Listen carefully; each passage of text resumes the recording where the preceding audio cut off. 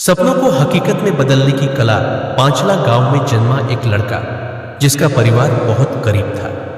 पिता खेतों में मजदूरी करते थे और मां घर का काम संभालती थी।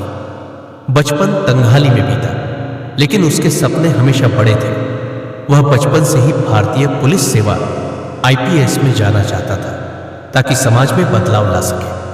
उसका जीवन आसान नहीं था। स्कूल की फीस भरना मुश्किल था, किताबें खरीदना तो दूर की बात थी। कई बार बिना खाए सोना पड़ता, लेकिन उसने कभी हार नहीं मानी।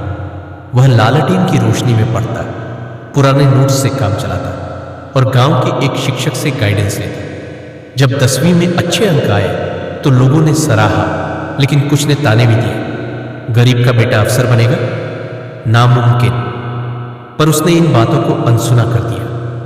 12वीं के बाद उसने यूपीएससी की तैयारी शुरू की, लेकिन कोचिंग के पैसे नहीं थे। उसने खेतों में काम किया, ट्यूशन पढ़ाई और जैसे तैसे किताबें जुटाई।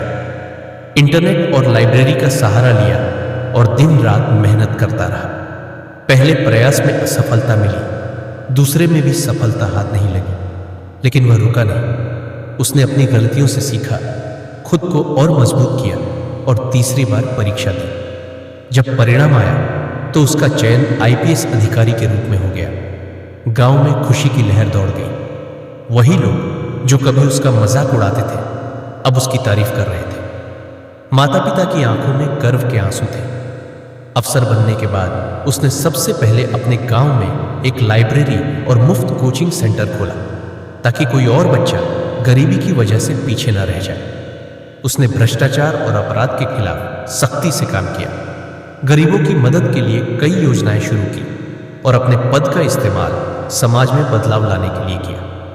निष्कर्ष यह कहानी हमें सिखाती है कि अगर इरादे मजबूत हो तो कोई भी सपना बड़ा नहीं होता। मेहनत, लगन और सही दिशा में प्रयास करने से कुछ भी हासिल किया जा सकता है। सपनों को सच करने के लिए संपत्ति की नहीं, संकल्प की जरूरत होती है।